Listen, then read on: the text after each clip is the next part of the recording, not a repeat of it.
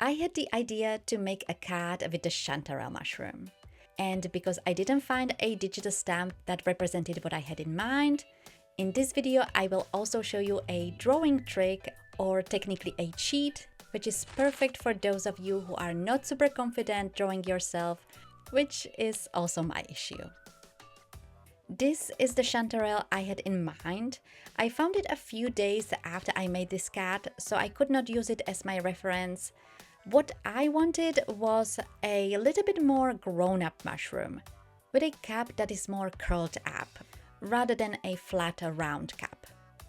And because I could not find an image I liked, I decided to draw it myself. Only problem, I'm not good at it. I'm not good at drawing. I can draw simple things, but when the image is more complicated, there I have problems. In this case, it was the curled up cap. But where is a will, there is a way. And my workaround in these cases is to find an image that is close to what I have in mind, print it out, and then change it up. I found this image. It's just a random image that I found through Google. I printed it out and trimmed it down. And here I did what I showed you in the video, how to use digital stamps if you only have a cheap printer that prints on a printer paper. In that video, I showed you the transfer technique. If you haven't seen it, I will link it in the description because I'm not gonna go into too much detail about this technique. So I first transferred the image into my sketchbook, but you can use a printer paper. With sketchbook, I will have to do one more extra step. Once I transferred the image, I started adjusting it in the way I want it. The idea behind this trick is to use the printed image as a starting point. This image is not exactly what I wanted, I just needed something that helps me with the shape. And this way you transform the image.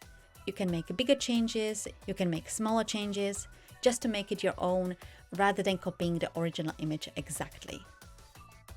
And this little trick is perfect if you are not confident in drawing, just like me.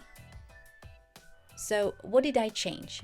I changed the stem. I wanted it to be longer and slimmer, and I also made the cap a bit more curled up. Since I used a sketchbook to get it onto my final cardstock, I used a thinner paper and traced the sketch onto that paper. If you use a separate sheet of paper or you don't mind tearing up your sketchbook, you can skip it. Before I move on to the next step, here are all the three images next to each other, the printed one and the two that I drawn. I think I managed to transform it a bit. If you would like to have my sketch, let me know in the comments. I will then add a download link to the video description. To get the image onto my final cardstock, I used the transfer technique again.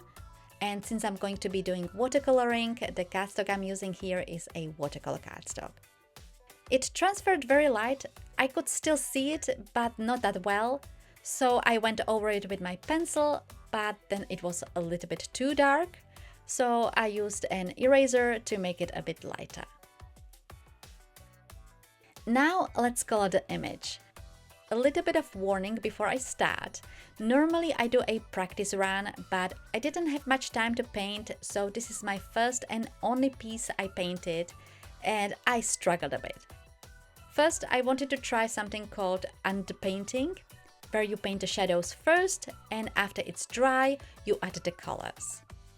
I saw someone using a purple when painting Chanterelle, so that's what I did here. I mixed my own purple, just combining red and blue. The person I saw started with the wet on wet technique, which was my first struggle. For most part, when I'm using watercolors, wet on wet technique is not really my thing. I find wet on dry much easier to do, but I always start with the wet on wet and don't really have good results. And in this case, it was not different. So what I did, I soaked up the water with a paper towel and continued with the wet on dry technique. But if you prefer the wet on wet technique, do that, just do what you feel more comfortable with. And when it comes to the underpainting, because I struggled a bit, I added quite a few coats of paint, so you did not see the shadows anyway. My biggest struggle with coloring this image was the middle of the cup. The middle is, how would I describe it? It is sort of in a shape of a well.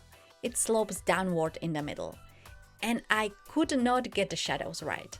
In the end, I managed, I'm happy with it, but the middle needs improvements. So I would highly recommend practicing first.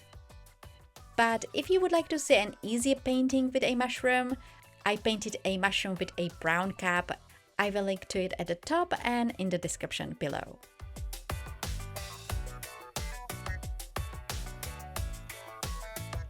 By the way, the reason I decided to paint a chanterelle is me and my husband, finally found a place where they grow, which really inspired me. Late summer and autumn is my favorite season in Sweden. I love going to the forest for a walk and pick blueberries, raspberries and mushrooms. This year with the berries it was not so great. I completely missed the season, or maybe the weather wasn't great and that's why they weren't growing. I noticed this with mushrooms. When it comes to chanterelles, this year was the first time I saw them where I usually go for a walk. Last year at this time, I was already finding different kinds of mushrooms, but so far this year, almost nothing. And 2 years ago, I started finding mushrooms first at the end of September. It's so fascinating. I'm sure it's connected to weather and with cooler summers and hotter summers. By the way, I'm talking about edible mushrooms. I don't pick anything I don't know. And that's a little story to fill the time while I'm coloring. And also picking mushrooms takes away some of my time, so if I miss a video, you know why. Most of my hobbies keep me inside of the house, so any hobby that gets me out time to time, I will do that.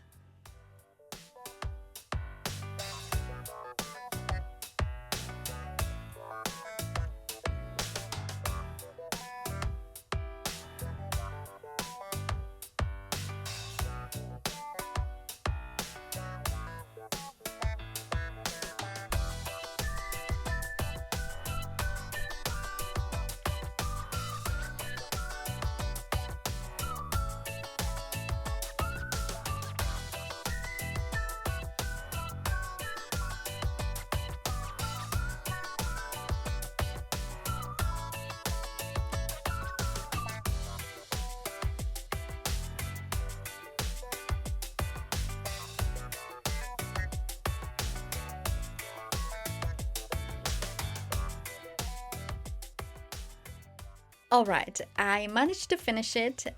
In the end, I pretty much followed the lines in my sketch for the middle part.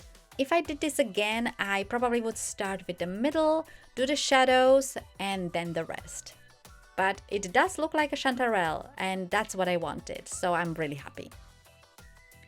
Here I decided to paint the ground using a brown paint. If I did this again, I probably would do a background color using green, because chanterelles love to hide in the moss, so I would like to have something that represents that. I thought it looked a little bit empty, so I also added splatter, mainly using the brown paint.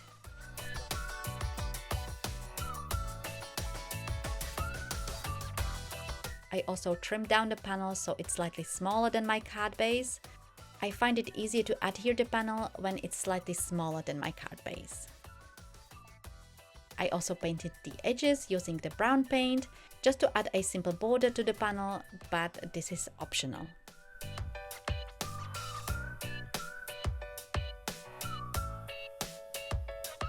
After the panel was dry, I used a liquid glue to adhere it onto the card base. I used a card base that is made out of a craft cardstock. Once the glue was dry, I decided to add a greeting. I picked this banner that says happy birthday, but you can leave it without a greeting.